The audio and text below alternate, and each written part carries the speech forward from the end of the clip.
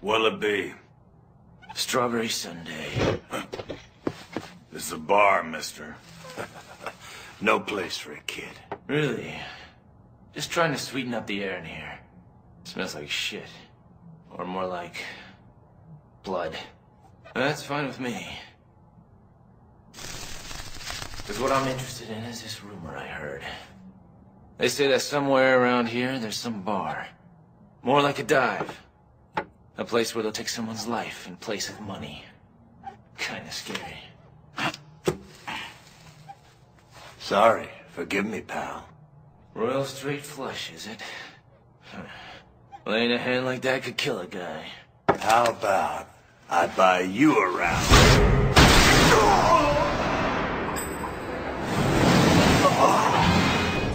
Hello there, YouTube viewers. Welcome back to another one of my reviews. Today, as you may have guessed it, I'm doing Devil May Cry. This is going to be a simple, straightforward review, as the Devil May Cry series is already well established on the video game market here. So for those of you that have no idea who Dante is, or what Devil May Cry is all about, what the hell are you doing here? Get the hell out there right now, get the PlayStation 2, get the game, go play it now. I'm dead serious. You are missing out on the best game of your life.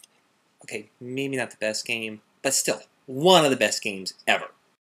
The show takes place sometime between the games there, definitely after the third game. Some think after the first game, but the timeline is never really established and it's kind of confusing as to where this all fits in. But for those of you that know the series, you're going to see familiar faces from games 1, 3, so it's probably safe to assume that it takes place sometime after the first game. Fans of the game, though, are probably not going to be too happy with the way the show came out because there is no overall story for this. Okay, this show has a lot of standalone episodes, much like Cowboy Bebop did. Okay, in fact, a lot of it you could say is based on Cowboy Bebop, and that Dante takes various jobs just to keep the Devil May Cry shop running. And it's not really a bad thing with the show here, because there's a lot of action, there's a lot of great episodes with this. It's just for those that were hoping for a nice story like you would get in the video games, sorry, you're going to have to go back to the video games if you want a really long, drawn-out storyline. The story of Devil May Cry itself starts out with Dante taking charge of a orphan by the name of Patty Lowell in the first episode, and he's supposed to escort her to her heritage. In the first episode, all the while fighting demons, stuff like that, keeping her safe. She ends up staying with him and becomes a recurring character during the show here. And much to Dante's sometimes annoyance.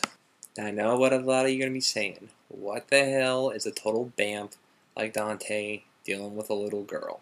Doesn't fit his character. And I will admit, a total bamf like Dante doesn't need an annoying little sidekick. However, Patty isn't really an annoying little sidekick. She's actually kind of a Jiminy Cricket in that she pokes at Dante's conscience about some of his habits, such as always leaving his place dirty and also his addiction to pizzas and strawberry sundaes.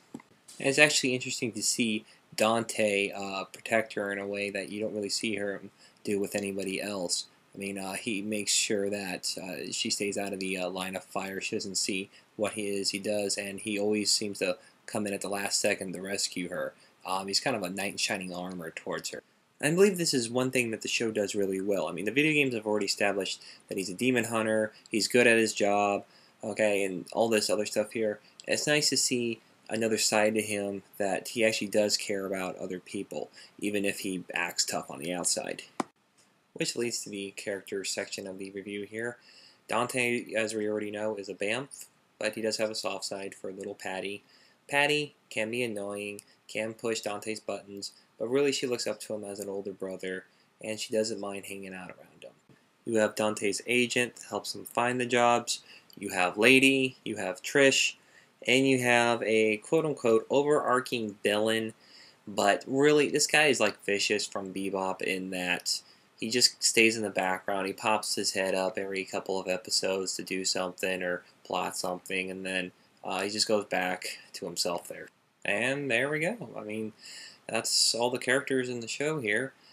Fans of the series will be pleased to know that the guy that voiced Dante in Devil May Cry 3 and 4 is back to reprise his role in the English version here. He does an excellent job with it, bringing about the cocky nature of it. In fact, you're going to love some of the lines in here, like this one. Next time you open up shop, don't forget to add strawberry sundaes to the menu. What, you were expecting him to say? Yes, it's gonna be one hell of a party! It's in there. As for the production values of the show here, animation in this is very nice, very fluid, very, I wouldn't say colorful, but the palette used for this brings the world out very nicely. Those that like the music in the games are probably going to like this, as there's plenty of techno, rock, even some classical pieces to spice it up a bit here. Overall, very good on the soundtrack. As for the sound effects, they're all really good, but man, I have to say, I hold a special place in my heart for Dante's gun. It just rocks.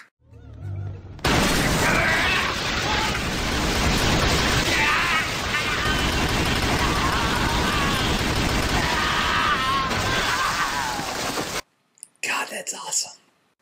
For those of you wondering, no, this is not a kids show. There's plenty of blood, guts, and gore, because, I mean, hey, it's Devil May Cry. That's the whole point, okay? He's supposed to cut up demons, alright? There's also a lot of cussing in this, and I was kind of surprised. Dante dropped a few F-bombs in one of the episodes there. Funny, though. I mean, it was a great line, but kind of unexpected there coming from this show. Overall, though, as much as I enjoyed the show, it does have its shortcomings, okay? There is no long, serious plot to this.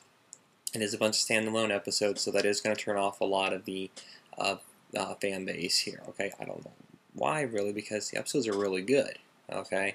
I didn't mind it so much, but it is something to be noted. Those of you with good eyes and good memories are also going to notice some continuity errors in this, and you're also going to be scratching your heads wondering about the character Patty Lowe. You'll see why later in the series, but really, it's kind of minor. If you're going to watch the show, really, don't try to make sense of it. Just go with it. Enjoy it. Enjoy and revel in the blood, the guts, the gore, the demon slaying, the funny lines and all that, and just have yourself a good time. That's really what this show is all about. Okay? It really is.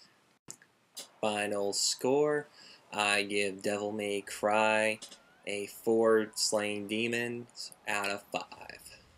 Now, if you're going to ask me which is better to watch it in, subtitled or dubbed, I'm going to say dubbed in a heartbeat. Ruben Langdon is just awesome as Dante. I mean, there's no substitution for him there. If you've played the last couple of games, okay, really, he is Dante.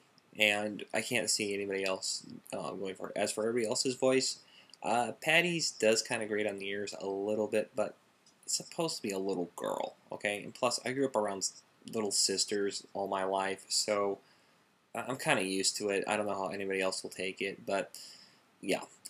Everybody else, though, great job on the voice acting. I can't really see it watching it in Japanese with subtitles. I really can't. Thanks again for tuning into my review, folks. I am still taking requests. The next one I'm going to be reviewing should be Higurashi no naku and koro ni. I don't know when I'll be finished with that, though, as I gotta track it down. If anybody has a website, let me know, okay? Anyway, this is the formal anime review, bidding you good night. Peace out.